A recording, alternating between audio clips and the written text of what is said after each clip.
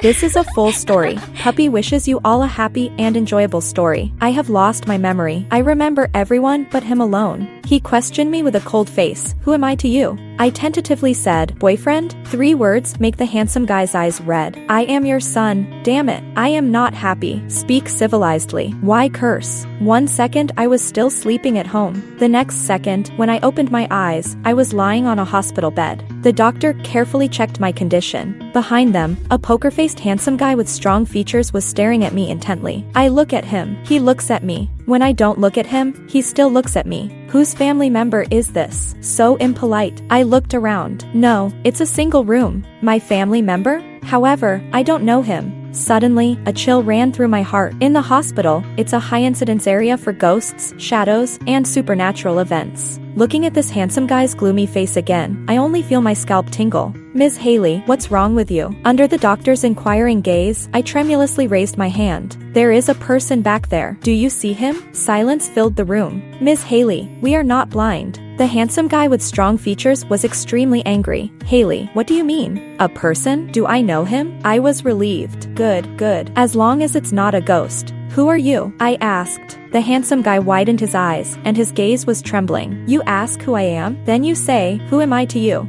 This expression and tone make me inexplicably feel like a playboy. So I tentatively asked, boyfriend? The handsome guy's eyes instantly turned red. Haley, are you stupid? I am your son. Damn it. This is so impolite. I immediately retorted, I am your father. The handsome guy has already started rolling his eyes and seems about to faint. He kicked the stool hard. Fuck off. I don't care anymore. After saying that, he left in a swagger. The doctor on the side said carefully, Ms. Haley, that's really your son. Impossible. I raised my voice. I, this beautiful girl, am 29 years old. Can I give birth to such a big son? 29? I rolled my eyes. So simple, and you don't understand. Moreover, with my beautiful appearance, how could he say I am 29? But, Ms. Haley, you are already 34. I'm terrified. I wake up to find that my 16 years of youth have traded for a troublesome son, and I've even forgotten him. The heartbreak feels like spending all my savings on a piece of meat, only for a dog to snatch it away. At least I still have this face. I can't believe I still look so good at 34. I gazed at my reflection, completely entranced. I look perfect, truly a beauty of this world. Serena rolled her eyes elegantly. Looks like you really are amnesiac. Why? Because your current persona is a cold, sharp-tongued queen, not a naive sweet girl. I shot her a glare. You're the naive one. Serena flipped her wavy hair. I'm the enchanting femme fatale. Whoa. Wasn't your dream to go to Harvard? How did you end up as a star? Serena, dreams are like boats. They flip over easily. And now I'm stuck, but it's as if I'm walking on solid ground. I looked confused. Stuck? What does that mean? Serena paused for a few seconds. Kids shouldn't ask what they shouldn't. I snapped. I'm 34. Serena laughed. Now you're not saying you're 18? Honestly, it's hard to accept. My last memory is of lying in bed after the college entrance exams at 18. Do I really have a son? Absolutely, no fakes. Thinking of that handsome guy wanting to turn the world upside down, I quickly shook my head. No, one is more than enough. How old is he? I asked. Serena replied, of 15. Though I was prepared, I still gasped. He's 15, and I'm 34, that means I had him at 19? Was I that rebellious? Serena nodded in agreement, very rebellious. Were my parents okay with that? Serena looked hesitant. My heart sank, and my eyes felt warm. My parents, they. Don't overthink it, Serena interrupted. Your uncle and aunt are fine. They just cut ties with you when you dropped out and had a kid. You haven't contacted them in years. I muttered and though, feeling an undeniable sense of loss. No wonder when I pulled out my phone for help, I subconsciously avoided calling them. Serena asked, any other questions? I hesitated. So, what about my husband? Who is he? Is he handsome? Do we get along? That was what I cared about most. But Serena said, I don't know. My head was filled with question marks. How can you not know? He's my husband, the father of my child. I can't be asexual. Serena replied, you'll have to figure that out for yourself. The reason your parents were against it is that you refused to tell them who the father was. You don't know either? Serena and I grew up together, sharing everything. We're the best of friends. I wouldn't hide anything from her, but she shook her head. I was stunned. Was I really this wild? Want to know who the father is? I nodded. Think back. You got pregnant during the summer after your senior year, so it must be someone close to you then. My eyes lit up. If that's the case, I'm not sleepy anymore. I was ready to pull out my crushes one by one when the handsome guy returned. Seeing Serena, he obediently called out, "Aunt Serena." But when he saw me, he looked annoyed. "Eat." I frowned. "You should show some respect. Call me Mom." He scoffed. "Aren't you my dad?" "Me? Fine. I won't argue with a kid. Even if I'm 18, I'm still older." "Hey, what's your name?" He rolled his eyes. "Does that even make sense?" I rolled my eyes back. I asked Serena, "What's my son's name?" "Jack." I did a peace sign. "Yay!" Serena said, "You're too old to be cute." "Jack, you really have amnesia?" I replied, "Or is it April Fool's? Just messing with you?" Jack frowned. "Why did you suddenly forget everything?" Serena added, "Yeah, I've been wondering that too." I paused and said, "The doctor said I hit my head." Jack inhaled deeply. "You just fell out of bed and hit your head on the couch. That's not called hitting your head. It's called being forgetful." I looked innocent. "What can I do? It just happened. When will the doctor say you'll be okay?" I shook my head. "The doctor said it's all about luck."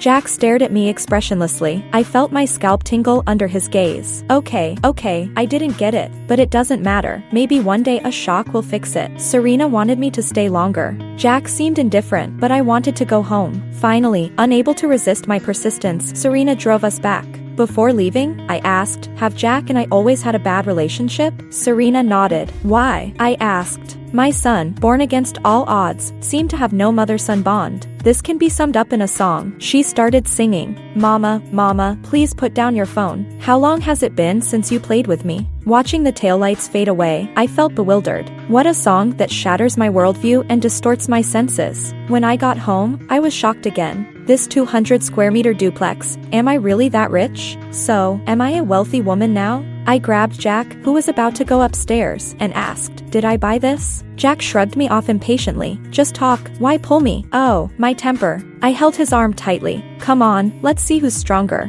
Jack looked down at me. "How old are you? Aren't you being childish?" "Me? I can't stay in this house. I want to run away." Jack is a master debater. He won't speak unless he's arguing. It's a miracle he's grown up unscathed. I must be too lenient. But he did share some useful information. He said I'm a nouveau riche, a landlord, and a beauty vlogger. He claimed I bought several properties years ago, and my keen eye for real estate led me to wealth. Now I own several properties and live off the rent. In my spare time, I post short videos teaching makeup. I glanced at the personal profile he pulled up. Wow, over 100,000 followers. So, the question arises, where did I get the initial funds to buy these properties? Jack stared at me. "You're asking me?" I was just a fetus back then. I awkwardly scratched my head. "That's true. Could it be from your dad?" Jack shot up. He coldly said, "I don't have a dad." Sigh. I haven't even figured out being a daughter, and now I'm suddenly a mom. How lost I feel. Jack clearly has a poor relationship with me. His mother. He's quick to anger and impulsive, almost explosive.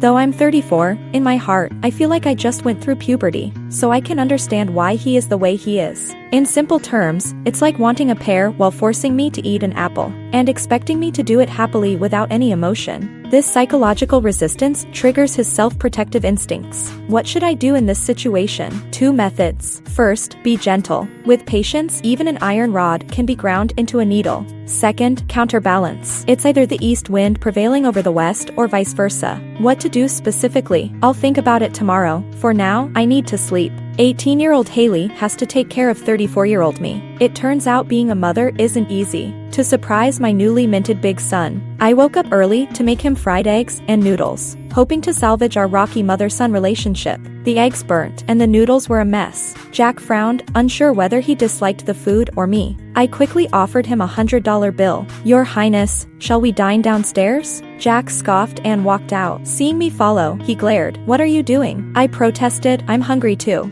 At the breakfast place, Jack ordered several of his favorites and then asked, "What do you want?" I replied, just like before. Jack looked blank. "You didn't eat breakfast before." That was awkward. I promised, from now on, I'll have breakfast with you every day. Jack exploded again. "What's it to me?" Yes, it has nothing to do with you. It's me. I want to change." Although he said no, Jack's body was honest. Breakfast was surprisingly harmonious. After eating, he went to school, and I returned home to catch up on sleep. Waking up feeling refreshed, I thought this was the best feeling ever. But just as I was settling in, the school called. "Is this Jack's parent? He got into a fight and injured someone. Please come immediately." I was stunned. stunned. Jack? Fighting? Parent? What's it to me? Oh right, I'm 34 and have a son named Jack. My warrior instincts flared up. But when the taxi driver asked, "Where to?" I was lost. Wait, what school does my son go to? I had no choice but to ask Serena for help. Sweetheart, what school and class is my son in? As I asked, I could feel the taxi driver's judgmental gaze. I felt small and helpless. Serena told me Jack is at Guanghua International High School. My son is amazing. Just shut up. Serena snapped. He wanted to attend Phillips Exeter Academy. But you insisted on putting him in Guanghua, leading to a big fight between you two. Phillips Exeter Academy? My alma mater. Why? You said you wanted to lay the foundation for him to study abroad. There should be a twist here. Serena snorted, but Jack doesn't want to study abroad at all. Serena warned me to be careful and not let things escalate. I was at a loss. Am I really that authoritarian as a parent? Sigh, we often become what we least want to be. How sad, how pathetic. I rushed to the school and barged into the teacher's office. Jack stood there with a straight face, raising his eyes slightly when he saw my reaction. In the office were 3 bruised tall boys and a frowning female teacher. Oh boy, 1v3, my son is winning, awesome. I couldn't help but give him a thumbs up from behind. Jack's mom, this time Jack went too far. Look at what he did to these boys. We will definitely handle this seriously. Let's not rush, I said. First, let's classify this. Is my son acting in self-defense or were they mutually fighting? The teacher widened her eyes. Self-defense? Mutual fight? Jack's mom, look carefully, Jack is the one who hit first and did this. I nodded, then, was it excessive self-defense? Seeing the teacher nearly have a heart attack, I quickly explained. Let's be clear, there were 3 of them and 1 of my Jack.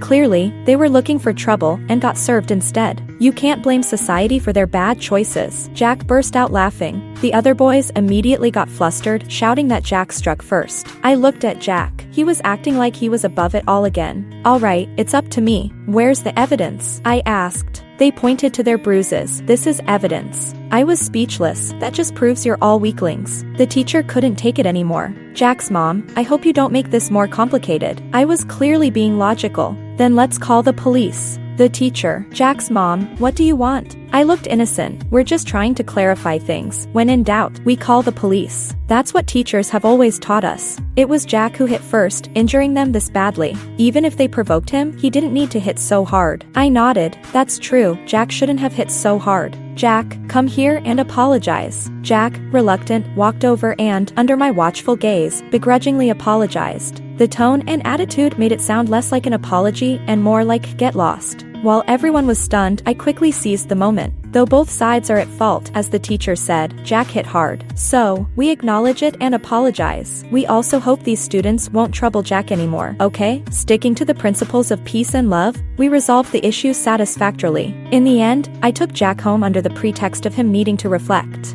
Are you enjoying it? I raised an eyebrow at him. Jack scoffed. Aren't you afraid they might actually call the police? Let them call. What you guys are doing can only be defined as mutual fighting. The worst that can happen is punishment. If I'm going to be punished anyway, I might as well make sure they don't feel good about it, I replied confidently. Don't worry, I checked before coming. When facing bullying, you must never compromise easily. Jack rolled his eyes. Aren't you just bullying them at school? I went to high school too. How could I not know your little tricks? Right, you're 18 now. It felt like he was mocking me. I pushed him into a taxi. Where to? He asked. To have fun, I said excitedly. When I was in school, I wished my parents would take me out after being called. I never thought I'd get to fulfill that wish myself. Jack looked at me. Did they call your parents when you were in school? Uh-oh. I accidentally exposed myself. Never mind. Taking a taxi is such a hassle. By the way, can I drive? Jack rolled his eyes, as if, even if you could, you can't now. Don't forget, your IQ is only 18. I pouted. You can't be so rude to your mother. Then may I ask, dear mother, where exactly are we going? His question stumped me. In my memory, the only places to have fun were a park or an ice rink. Jack looked confused. Never heard of it, don't know, not going. In the end, Jack stepped up as the pillar of support and took me to the arcade. I was instantly drawn in, like a wild horse, impossible to rein in. Jack was speechless. Are you taking me out to play, or am I taking you? I said, can't we just have fun together? Jack smirked. The age gap is too big, there's a generational gap. I, unfilial child. But he was clearly not sincere. When we played basketball, claw machines, and dance games, he showed no reluctance at all. By the end, the heart of an 18-year-old was still eager, but the body of a 34-year-old was starting to protest. I'm so tired. Useless. Jack didn't hold back his words, but handed me a bottle of water with the cap twisted off. I didn't call him out, feeling justified in accepting his service. After leaving the arcade, we went for hot pot. When we got home, I asked him, feeling good today. Do you have any wishes? I'll help you fulfill them. Jack frowned and looked at me, silent for a moment. He said, I want to transfer schools. Transfer schools? I looked at him in surprise. Suddenly, I remembered what Serena told me. It seemed he was really concerned about going to Guanghua. Seeing me silent, Jack's expression darkened. Just as he was about to go upstairs, I said, okay, we'll transfer. Jack turned back abruptly. Really? I nodded, of course. Which school do you want to transfer to? Jack pressed again. Are you serious? I nodded seriously, absolutely. He stared blankly. So why did you spend so much money? To put me into Guanghua in the first place? I have amnesia. How would I know why? This kid is really unbearable. Okay, I was wrong, alright? So, young master, where do you want to transfer to? This time, Jack was clear, Phillips Exeter Academy. I laughed. So deep is your affection. Is there a little sister waiting for you there? Jack snorted. Do you think everyone is like you? As soon as he finished, we both fell silent. Jack's expression was complicated. He clearly realized he had said something he shouldn't, but was too stubborn to back down. I sighed. If I hadn't lost my memory, I'd definitely beat you until your own mother wouldn't recognize you. Surprisingly, he didn't retort. After a while, he suddenly asked, do you know how to transfer schools? Well, how would I know? But there's always a way. Let adults handle adult matters. We kids just need to issue commands. Jack looked at me with disdain. What do you actually want to do? I raised an eyebrow at him. We'll find your godmother. Jack, where did I get a godmother? Just then, the call connected, and I quickly spoke. Serena, your godson wants to transfer schools. You, as his godmother, can't just ignore him, right? Serena. Jack. Serena was very efficient. In just a week, she had everything sorted out. When she handed me the transfer certificate, she looked disdainful. You just keep creating trouble. When you get your memory back, I'll see if you regret it. That's impossible. How can I stay mad at myself? Stay mad at myself? Isn't that self-torture? But Serena sneered. What do you think you've been doing all these years? As she spoke, she squinted her eyes. Strange. Aren't you curious about how you've been living all these years? Haley, be honest with me, are you pretending? I was speechless. I'm not stupid. Jack and I are like fire and water, and I don't communicate with my parents at all. Besides your contact info, there's just takeout, deliveries, and repairmen in my phone. With that, can I be okay? Serena clapped. You actually have some self-awareness. No, I'm just an observer. Then aren't you going back to see your parents? Not in a hurry. Take it slow. I need to repair my relationship with my kid first. So how are things with your kid now? I thought for a moment, pretty good, steadily developing. Except for this morning when he threatened to cut ties with me. To be honest, I still didn't understand his point. Was it just because I smashed my own piggy bank? Here's what happened. Because I lost my memory, I wasn't used to mobile payments, so I had to carry cash everywhere. But the cash at home ran out, so I set my sights on my piggy bank. This piggy bank was something I bought in middle school. At that time, my parents had stopped confiscating my red envelopes, and I became obsessed with saving money. By the time I was 18, I had saved quite a bit. I didn't expect it to still be around after all these years. Clearly, my life had been quite good over the years. Now was its time to shine. Without any hesitation, I smashed it open. Jack came running over, gasping. You smashed it? I nodded. Smashed it. He gritted his teeth. I want to sever our mother-son relationship. Just like that, our daily breakfast together was cancelled. And he stormed off angrily. I asked Serena, why is this happening? You ask me, I ask who? Think about it, it's all you're doing. Serena put on her sunglasses and left. I won't take the blame. If anyone's to blame, it's definitely the father of the child. But who exactly is the father? I couldn't help but think about this again. Sigh. This is even more perplexing than why Jack is angry. Because the prince is angry. I can't even touch the money. I bought a new piggy bank and stuffed the cash inside. When Jack came back from school, I proudly presented it to him. Look, it's just like the old one. Jack said, oh, not even bothering to look at me. I could only apologize. I was wrong. I shouldn't have smashed it. I'm a terrible person. Truly unforgivable. Honey, please forgive me. If I usually spoke like this, he'd definitely find it disgusting. But today, he didn't react at all. He looked past me and said, So what if you smashed it? This was the calm before the storm. What should I do if I'm feeling a bit scared? I could only follow him, continuously apologizing. When we reached his door, he stopped me. I'm going to do my homework. I had to pull out my trump card. Dang, dang, dang. Look, the transfer certificate is done. Next week, we're going to Phillips Exeter Academy. Jack glanced at it. Oh, adolescents are truly a mystery. I thought Jack would give me a cold shoulder over the piggy bank incident. But the next morning, he acted like nothing happened, even reminding me to wear a jacket before heading out. Not mad anymore? I asked him. He replied, not mad. That's clearly a lie. But seeing he was unwilling to talk further, I didn't push it. I told him, I'm going out for a bit. Where to? He asked.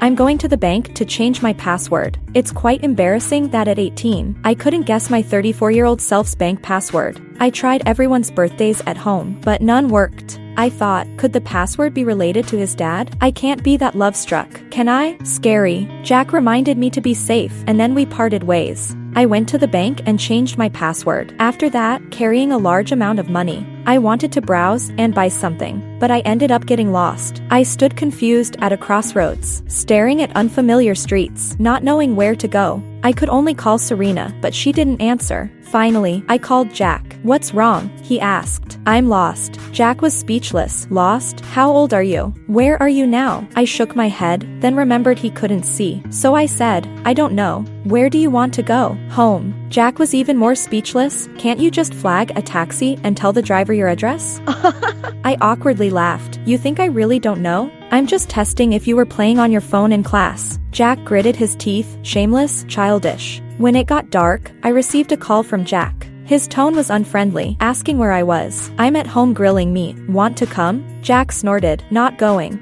I had to plead. Come on, my dear mother can't find her way home. I need my darling to come pick me up. Are you really coming? Jack shouted. I laughed heartily and stopped teasing him. Come on, the food here is amazing. If you don't come, it's your loss. I coaxed him for a while, and finally, he relented. As a mother, I feel so humble sometimes. I gave him the address. After he listened, he was silent for a moment, then said, I'll be there soon. He arrived surprisingly quickly, in about an hour. I was speechless. The food is cold. Why didn't you come later? Jack glared at me. Don't you know it takes nearly an hour to get here from home? Oh, such a young age, yet so fiery. I was just being chatty. Eat up. Jack fiddled with the skewer and asked, why did you come here? Did you see them? I shook my head.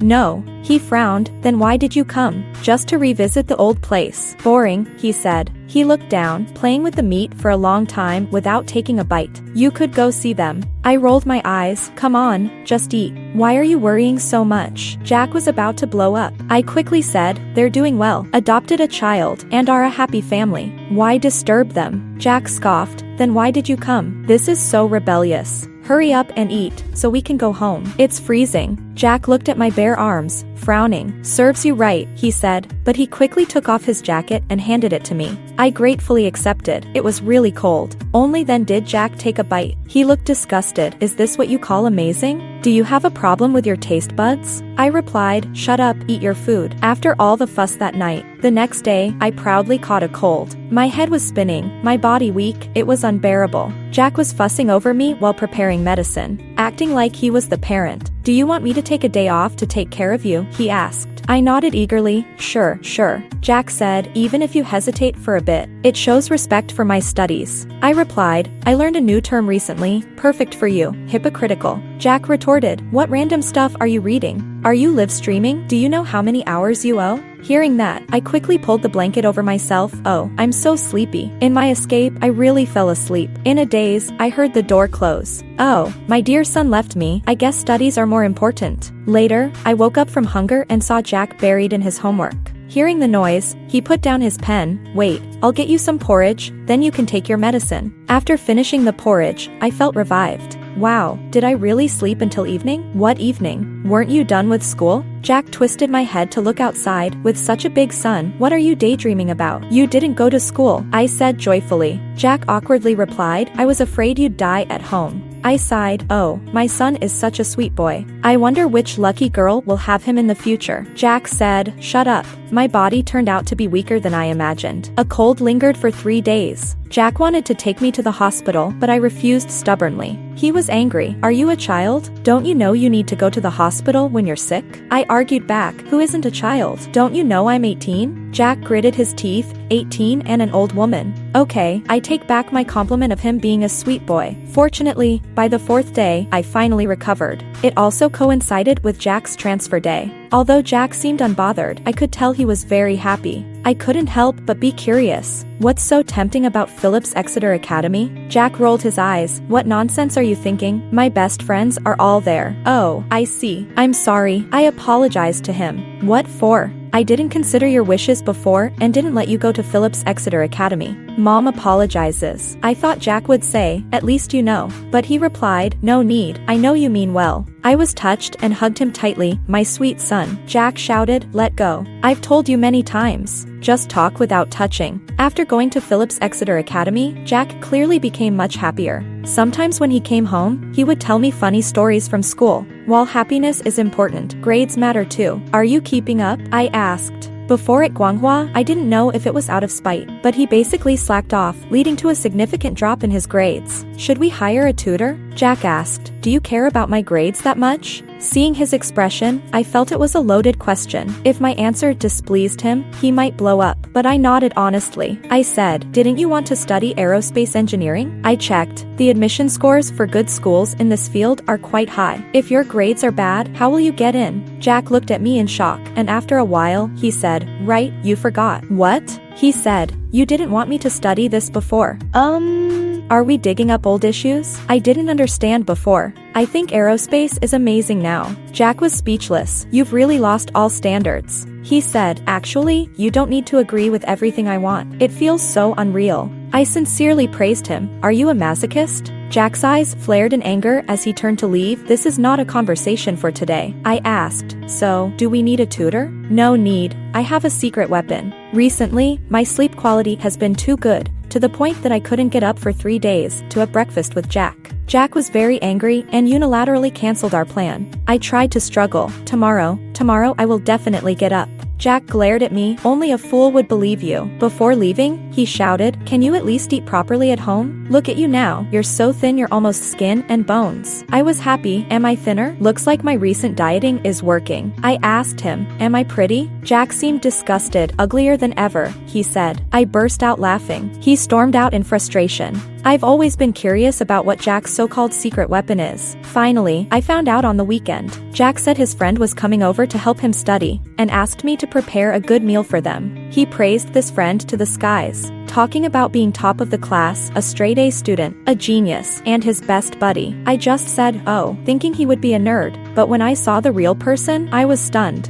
I tugged at Jack. You forgot the most important thing. What? The ceiling of good looks. With such looks, it wouldn't be an exaggeration to call him a school heartthrob. I instantly wanted to squeal. He was also very polite, greeting me, hello, Auntie. Snap. That was the sound of my heart breaking. Auntie, what a title that completely kills desire. In an instant, I became all warm and kind. All right, you guys study. I won't disturb you. Jack opened the door for the first time, and I asked if he wanted fruit. Jack opened the door for the second time, and I asked what drink he wanted. Jack opened the door for the third time. Not hungry, not thirsty, don't want anything. He was angry again. I asked what dish for lunch. Jack said, with your cooking, what other choices are there? I was stunned. Me cook? Do you have a grudge against your good friend, Jack? Of course, we'll order food. Mom has money. Bird's Nest and abalone are fine. Whatever you want. I disagreed. How can it be whatever? This is your first time bringing a friend home. You must treat him well. Jack impatiently said, can't you just? Suddenly he paused, looking at me hesitantly. How do you know it's the first time? I rolled my eyes, because I have intelligence. Then please use your intelligence to decide what to eat. After saying that, he slammed the door. Humph, so rude. The handsome boy was different. Every action was graceful, not arrogant, not anxious, not rushed. After lunch, I ordered Jack to take out the trash. He was very impatient, but I put him in his place. After he went downstairs, the handsome boy kindly said, Auntie, do you want to talk to me? I nodded repeatedly. I just want to ask, how's Jack's popularity at school? He said, don't worry, Jack is quite popular. Everyone likes him. Really? Yeah. Really? Then I was reassured. Can you help me with something? Next weekend is Jack's birthday, and I want to throw him a birthday party. Could you invite his classmates? The handsome boy didn't hesitate at all and immediately agreed. The handsome guy is very reliable. He gave me a lot of solid advice on how to throw a successful birthday party. At the same time, he took Jack out early in the morning, giving me plenty of time. With the help of other classmates, I decorated the house nicely. Colorful lights, balloons, snacks, drinks, board games, everything was there. Finally, there were thoughtful gifts and a big cake. After all this, I just felt exhausted. At the right moment, the sound of the door opening came. Silence, lights off. Jack complained, "Not home?" Where did he run off to? The next second, the lights turned on, and everyone rushed in front of him, shouting, "Happy birthday!" Jack stood frozen. The handsome guy pushed him a bit, and he saw me outside the crowd. He looked away, saying grumpily, "Boring." But his ears betrayed him, turning red. I pushed the cake forward. "Happy birthday, Jack." Jack mumbled, "You're the kid." I secretly pinched him and whispered, "I put in so much effort. Don't make me hit you." Finally, Jack behaved. With friends egging him on, he reluctantly made a wish and blew out the candles. But I knew he was happy because it was the first time I saw his eyes so bright. With another shout of, "Happy birthday," someone, I don't know who, smeared cream all over Jack's face. He stood frozen for a second, then instantly retaliated. Screams, laughter, cheers, curses, a noise filled the air. I couldn't help but smile. Being young is great. I quietly went upstairs and placed the gift I prepared for Jack on his bedside table, then returned to my own room. I was so tired, I needed a nap. In a daze, my door was pushed open. When I focused, it was Jack. He paused when he saw me, then quickly walked over. Before I could react, he pressed a tissue to my nose. I stared at him in confusion. He looked anxious. "Why are you bleeding?" I took off the tissue and saw it was indeed bright red. "What are you doing?" Jack pressed it back on. "It hurts. Be gentler." Jack's eyes turned red. He growled, "What happened? Are you sick?"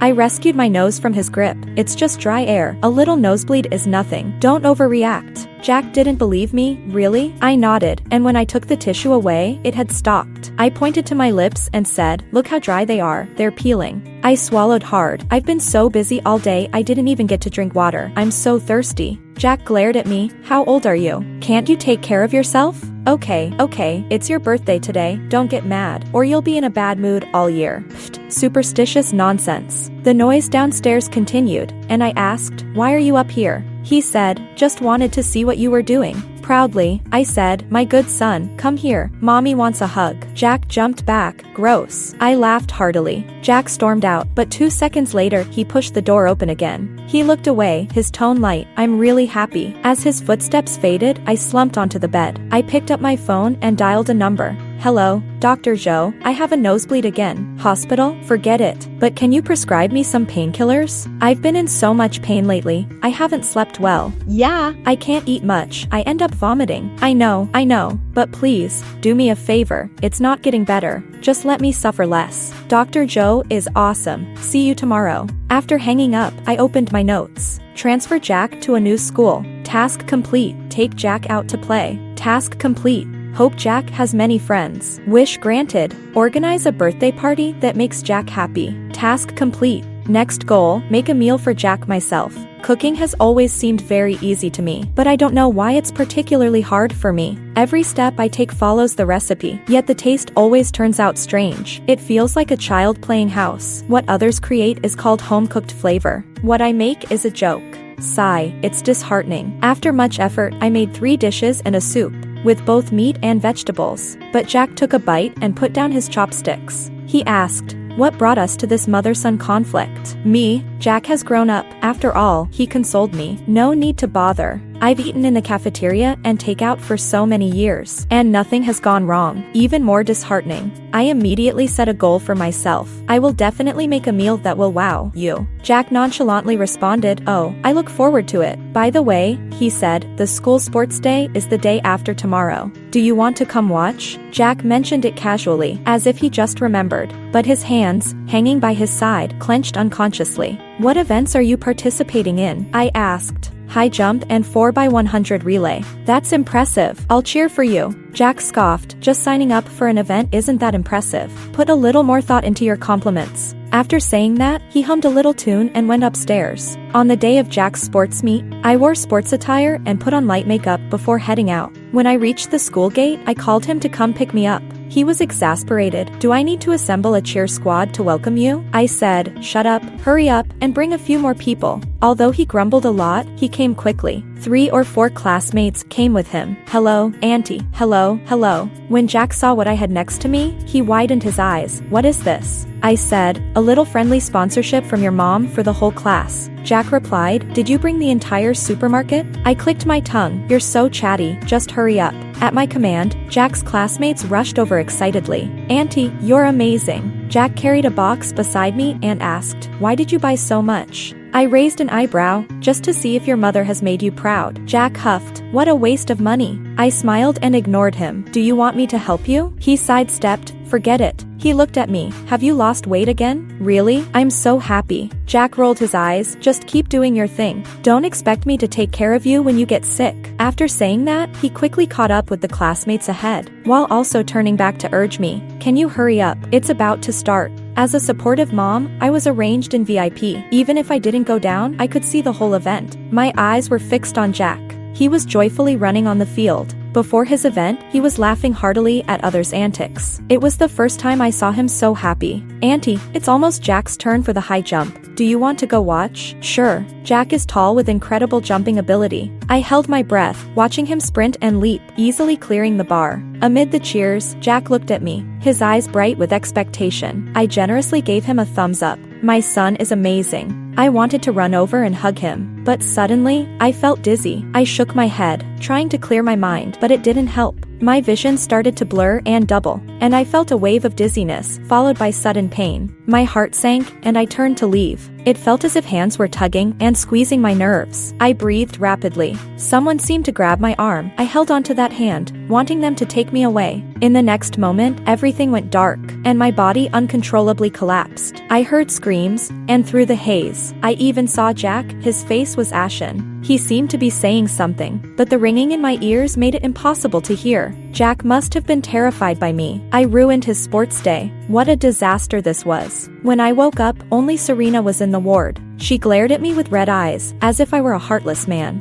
The truth came so suddenly. "It's a bit embarrassing." "Where's my son?" I asked. Serena gritted her teeth. "Haley, you are really something. You actually hid such a big thing from me? And is your amnesia also a lie? Heaven and earth bear witness." I raised my hand and swore, "I really have lost my memory." Serena had an expression that she wouldn't stop until she knew the truth. I could only confess honestly and leniently. "I really have lost my memory because of the tumor in my brain that is pressing on the nerve." Before losing my memory, I had already started seeing a doctor. At that time, they gave the conclusion that my memory might be damaged. Sure enough, after another coma, I lost my memory. The doctors gave me a comprehensive examination. They told me that my memory damage is irreversible and may become more and more serious. At the same time, they reminded me that if I want to know my situation, I can look at the memo on my phone. And the first sentence in my phone memo is, "Don't tell anyone about my illness." "How long has it been?" Serena asked in a hoarse voice. According to the doctor, it was discovered a month and a half ago. It's a malignant tumor, and there is no possibility of cure.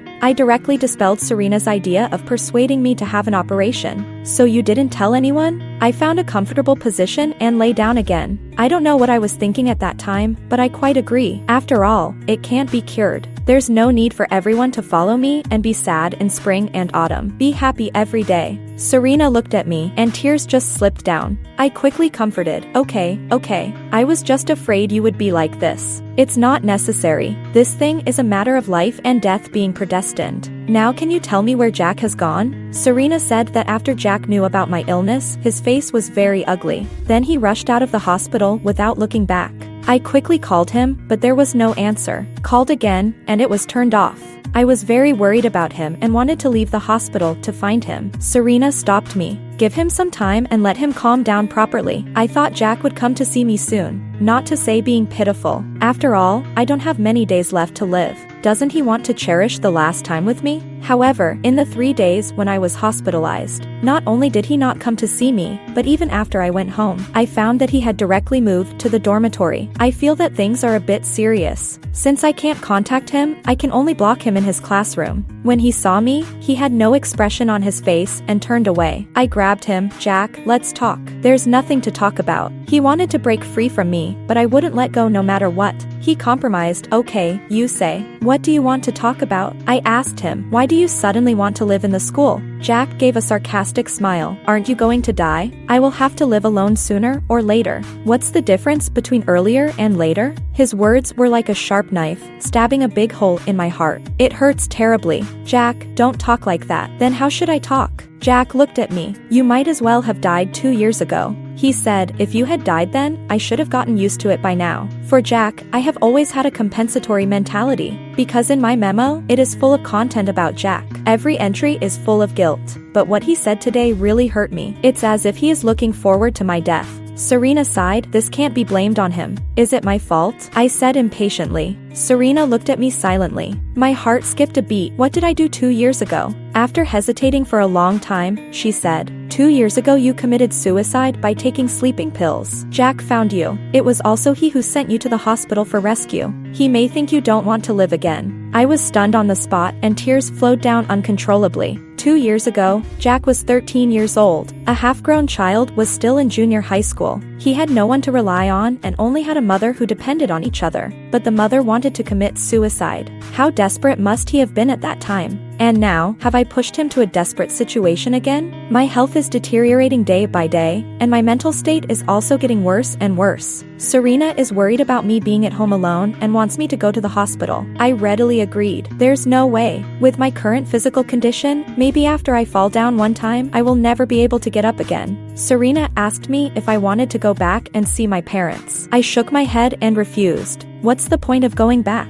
Begging for their forgiveness? Or let them beg for my forgiveness? Or say forgive each other and let go of past grievances? I pointed at myself. Going back in my current state, isn't it like moral kidnapping? No matter whether they forgive me or not, I will be uneasy for the rest of my life. Why bother? In this world, any emotion can be endured except regret. Once people regret, they will deny their whole life. Then comes deep despair. That's very terrible. Serena frowned and asked me, so 2 years ago, did you regret it? I was stunned for a moment and fell silent. I don't know. I forgot. I don't know why I committed suicide in the past and whether I regretted it. But if it were me, if I really wanted to commit suicide, I would choose to drink pesticide instead of sleeping pills. Serena has her own life and work. She can't stay by my side all the time. When I was the only one left in the ward, a feeling of despair surged towards me like a tide. That heart-wrenching pain almost engulfed me. This is not the first time I have had such a big emotional fluctuation. After I lost my memory, I would be depressed from time to time. I want to cry, escape, and die. Depression, not hard to guess. Really, how did I make my life so terrible? I still can't contact Jack these days. However, I send him messages every day. The main purpose is to be pitiful and hope he will pity me and come to see me, but it has no effect. Just when I was considering whether to find someone to kidnap him, he suddenly appeared in my ward. He was very haggard. His face was very bad. It seemed that he hadn't slept well for a long time. And he was obviously thinner. Jack, I called him, but didn't know how to start.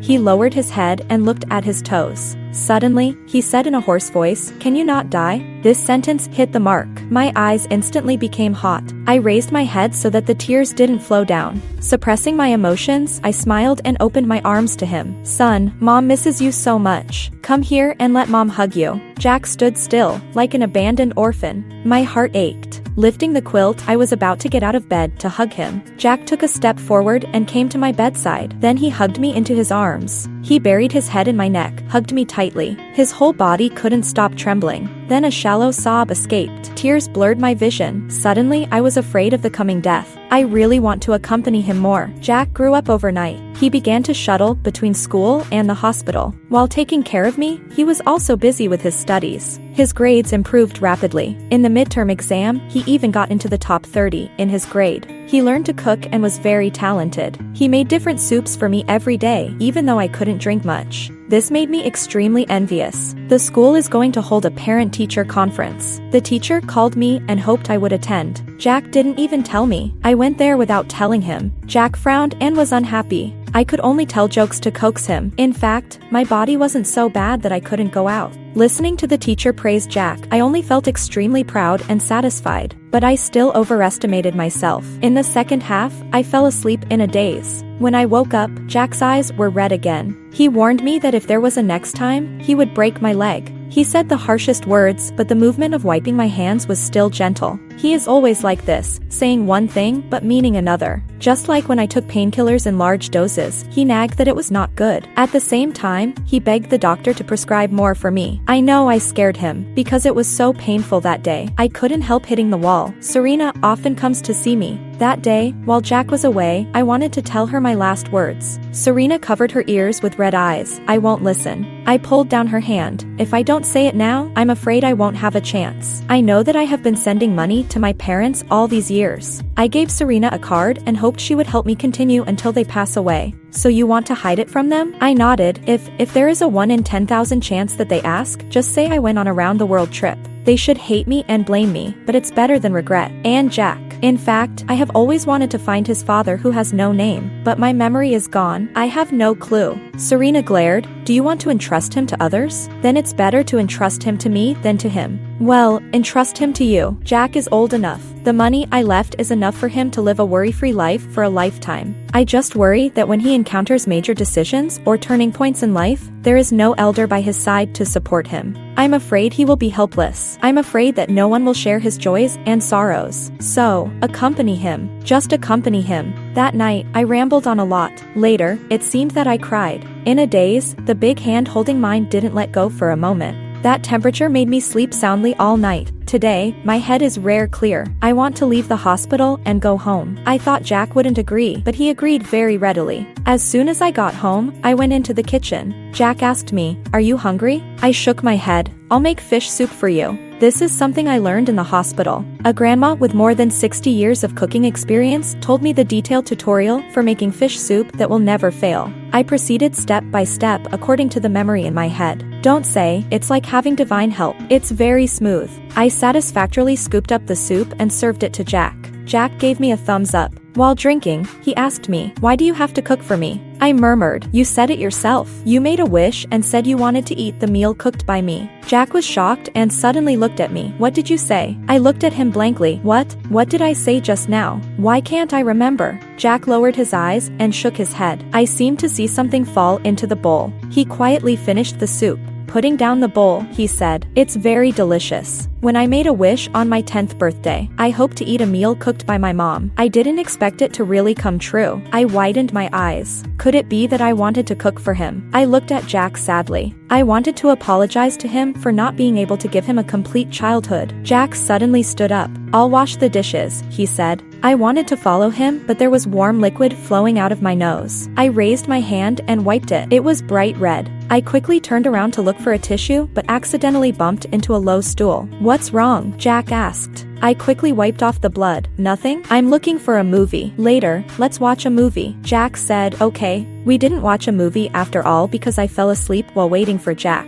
When I woke up, it was already dark. In a daze, I saw Jack. He was sitting by my bed holding my hand. "Sorry, I didn't watch a movie with you." Jack shook his head. I urged him, "Go to sleep." He still shook his head. Suddenly he said, "I'm afraid, Mom. I'm afraid. Don't sleep. Accompany me. Accompany me, okay?" Finally hearing Jack call me Mom, I want to agree to everything for him, but I'm so tired. "Tomorrow. Accompany you tomorrow, okay?" "No," Jack growled. He held my hand tightly. "You are not allowed to sleep." "No, but I'm so tired." I tried hard to look at him and wanted to see his appearance, but failed. I wanted to tell him, "Don't be afraid. Mom is with you," but I couldn't say a word. Jack suddenly relaxed. He leaned close to my ear and said softly, "Sleep. But tomorrow you have to accompany me to watch the sunrise. You promised me. Don't break your promise." I nodded and slowly closed my eyes. "I want to have a good sleep. I will accompany my son to watch the sunrise tomorrow. Extra, Jack.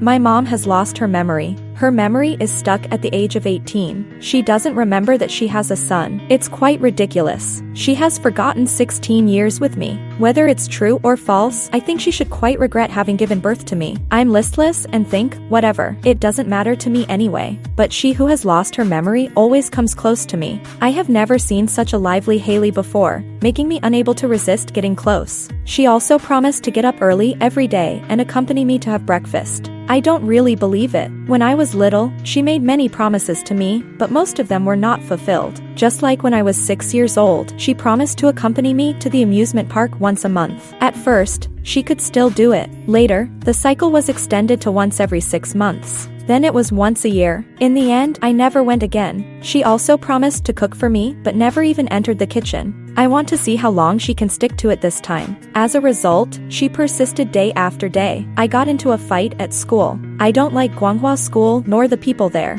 I don't know where their sense of superiority comes from. They always feel superior. But Haley insists on making me go there. She wants me to go abroad. She says it's not good here and wants me to stay far away. But she forgot that my home is here. If I leave, I will have no home. We had a big fight about this. She cried hysterically and shouted, "You must go." I don't know when it started, but her emotions are getting more and more unstable. I am very afraid of her emotional outbursts. This makes me feel that she is very strange. So I compromised. But I am in agony every day. I don't want to study. I don't want to make friends. I am getting more and more decadent. But they still provoke me. I couldn't hold back and hit them. I thought Haley would be very angry. But she vented my anger for me and even took me to skip school. So bold is the 18-year-old Haley? What changed her later? Was it me? Suddenly, I hope she will never regain her memory. Especially when she wants to transfer me to another school. I feel an unprecedented sense of relief and unprecedented happiness. But she smashed the little piggy bank I gave her.